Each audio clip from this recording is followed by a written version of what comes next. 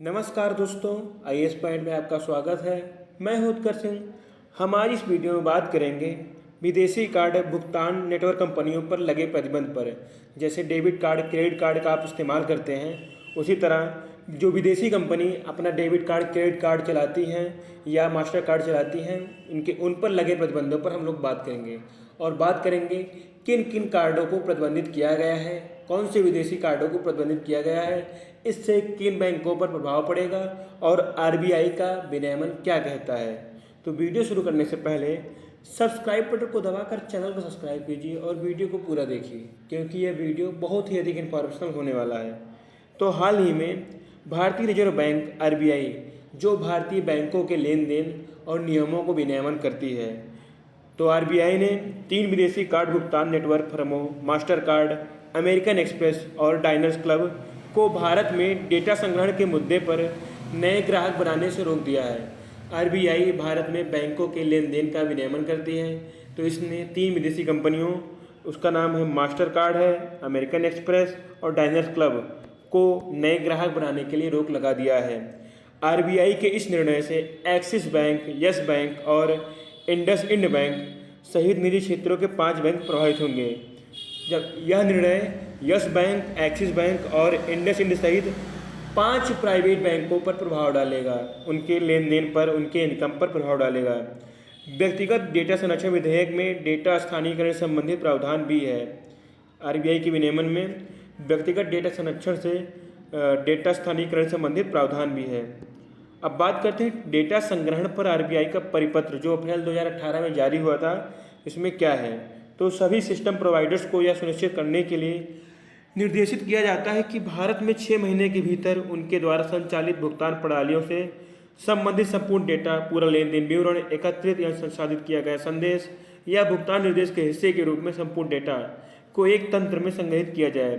तो आरबीआई का विनियमन ये है कि कोई भी कंपनी हो जो लेन देन कराती हो या करती हो, उसको भारतीय ग्राहकों के रिकॉर्ड को 6 महीने तक रखना होगा।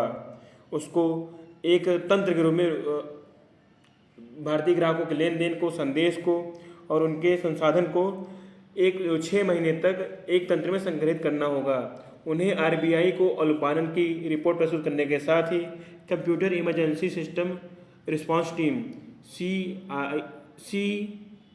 CERTIN पैनल में शामिल ऑडिटर द्वारा निर्धारित समय सीमा के भीतर बोर्ड द्वारा अनुमोदित सिस्टम ऑडिट रिपोर्ट प्रस्तुत करने की भी आवश्यकता है।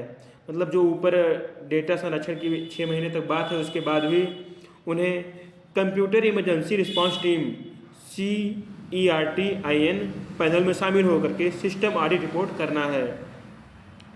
अब बात करते हैं जो आरबीआई का विनियमन 2018 में आया था, तो ये भुगतान कंपनियां क्यों अनुपालन कर रही थी। तो इसका मुख्य कारण है, सबसे पहले उच्च लागत। वीज़ा, जैसे आप वीज़ा, रुपे, मास्टर कार्ड जो होता है आपके एटीएम में, तो वीज़ा और मास्टर कार्ड जैसे भुगतान कंपनियां जो वर्तमान में देश के बाहर भारतीय लेन देन संबंधी डेटा का भंडारण और उसे संसाधित करती हैं, ने कहा है कि उन्हें सिस्टम केंद्रीकृत है, उनके सिस्टम जो है केंद्रीकृत हैं। उन्होंने आशंका व्यक्त की है कि डेटा स्टोरेज को भारत में स्थानांतरित करने के लिए उन्हें लाखों डॉलर एक्स्ट्रा खर्च करने होंगे। मतलब वीज़ा और मास्टर कार्ड जैसी जो कंपनियां हैं, वो कह रही हैं कि वो जो विदेश में डेटा संरक्षण की हैं, अगर उसको भारत में स्थानांतरित करेंगी तो इसके लिए उन्हें अतिरिक्त लाखों डॉलर खर्च करने होंगे। और इसी के साथ अन्य देशों में स्थानीयकरण की भी मांग होगी। अगर यह व्यवस्था भारत में लागू कर देते हैं तो इसके साथ उनको अन्य सभी देशों में लागू करना होगा, जहाँ जहाँ वो अपना काम कर रही हैं, जहाँ जहाँ वो अपनी सुविधाएं, अपनी योजनाएं पहुँचा रही हैं, उन्हें सब जगहों पर यह नियम लागू करना होगा अगर वो भारत में लागू कर दें। और इसके साथ स्पष्टता का अभाव भी है। जो आरबीआई का विनियमन है वह स्पष्ट नहीं है। यद्यपि वित्त मंत्रालय ने डेटा स्थानांतरित करने में मानदंडों में कुछ ढील देने का सुझाव दिया था, किंतु रिजर्व बैंक ने यह कहते हुए बदलाव करने से इनकार कर दिया कि डिजिटल लेन देन के बढ़ते उपयोग के मद्देनज़र भुगतान प्रणालियों की निगरानी की जानी आवश्यक है। वित्त मंत्रालय ने थोड़ा सा नरमी बरती थी, लेकिन आरबीआई ने कहा कि ऑनलाइन लेन देन संबंधी निगरानी होनी बहुत ज़रूरी है। अब बात करते हैं रिजर्व बैंक के इस कदम का महत्व क्या है। रिजर्व बैंक द्वारा जो बैन लगाया गया है मास्टर कार्ड पर, उसका क्या महत्व है। तो संस्थाओं को नए ग्राहकों को शामिल करने से प्रतिबंधित किए जाने का रिजर्व बैंक का निर्णय यह सुनिश्चित करने में महत्वपूर्ण होगा कि सभी भुगतान प्रणाली ऑपरेटर केवल भारत में अपने एंड टू एंड लेन देन डेटा का स्टोर या स्थानीयकृत करें। इस तरह के कदम का प्राथमिक उद्देश्य प्रभावी कानून प्रवर्तन आवश्यकताओं को पूरा करना है, क्योंकि कानून प्रवर्तन उद्देश्यों के लिए डेटा एक्सेस अधिक चुनौती रही है। तो जो एक कदम का महत्व इसके लिए ये इसलिए है कि इसी के साथ साथ भारत में जितनी भी कंपनियां हैं उनको भारत में अपना लेन देन का डेटा स्टोर और स्थानीयकृत करना पड़ेगा।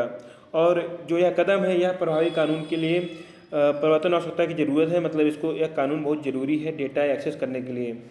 अब बात करते हैं भुगतान फर्मों का क्या विनियमन है। अभी तक हम लोगों ने आरबीआई का विनियमन देखा, अब जो भुगतान कंपनियां हैं इनकी क्या विनियमन है। तो मास्टर कार्ड, वीज़ा और National Payment Corporation of India, Mastercard, Visa और National Payment Corporation of India NPCI जैसे फर्में भुगतान एवं निपटान प्रणाली पीएसएस अधिनियम 2007 के तहत भारत में कार्ड नेटवर्क संचालित करने हेतु अधिकृत भुगतान प्रणाली ऑपरेटर हैं। अधिनियम के तहत भारतीय रिजर्व बैंक भारत में भुगतान प्रणालियों के विनियमन और पर्यवेक्षण के लिए नामित प्राधिकरण है। मतलब भारतीय रिजर्व बैंक आरबीआई इस 2007 में जो अधिनियम इन लोगों का था, मास्टर कार्ड, वीज़ा और National Payment Corporation of India का, तो इसका जो विनियमन आरबीआई ही करेगी। तो रिजर्व बैंक की भुगतान प्रणाली भुगतानकर्ता एवं लाभार्थी के बीच भुगतान को सक्षम बनाती है तथा इसमें समाशोधन, भुगतान या निपटान ये सभी प्रक्रियाएँ शामिल हैं। इसमें पेपर आधारित यथा चेक, डिमांड ड्राफ्ट, डिजिटल जैसे national electronic end fund transfer NEFT, Bhim app, settlement system दोनों शामिल है।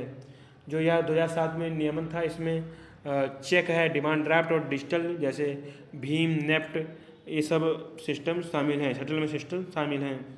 रिजर्व बैंक ने गैर बैंक संस्थाओं जैसे प्रीपेड पेमेंट इंस्ट्रूमेंट पीपीआई जारी करता, card network, white label ATM ऑपरेटरों और trade receivables discounting system platform आदि को केंद्रीकृत भुगतान प्रणाली का सदस्य बनने और real time gross settlements RTGS तथा national electronic fund transfer NEFT के माध्यम से फंड ट्रांसफर करने की अनुमति देने का फैसला किया है। अब बात करते हैं आरबीआई के इस विनियमन से आगे की राह क्या है, मतलब इसका क्या निष्कर्ष है। तो सभी संस्थाओं के लिए आरबीआई के स्थानीयकरण जनादेश का पालन करना आवश्यक है। साथ यह भी सच है कि कठिन स्थानीयकरण भारत के भुगतान पारिस्थितिकीकरण तंत्र को प्रभावित कर सकता है। मतलब सभी संस्थाओं को आरबीआई के जो स्थानीयकरण आदेश है उसको पालन करना अनिवार्य है, लेकिन जो यह स्थानीयकरण कानून है या भुगतान के लेन देन को प्रभावित कर सकता है। भारत को कानून प्रवर्तन के लिए एक अधिक प्रभावी तंत्र हेतु म्यूचुअल लीगल असिस्टेंस ट्रीटी से आगे बढ़कर यूरोपीय संघ, ब्रिटेन और अमेरिका के साथ डेटा ट्रांसफर हेतु द्विपक्षीय संधियों पर आधारित प्रणाली को बनाने की जरूरत है। यह सुनिश्चित करने पर विचार किया जाना चाहिए कि डेटा तक पहुंच भारतीय कानून प्रवर्तन आवश्यकताओं के अनुसार समय पर पूरा हो। साथ ही तकनीकी पारिस्थितिकी तंत्र में नवाचार और व्यापार को बढ़ावा देने के लिए डेटा प्रवाह की अनुमति दी जाए। अगर वीडियो से कुछ भी जानकारी, वीडियो को लाइक कीजिए, दोस्तों में शेयर कीजिए और चैनल को सब्सक्राइब कीजिए। धन्यवाद।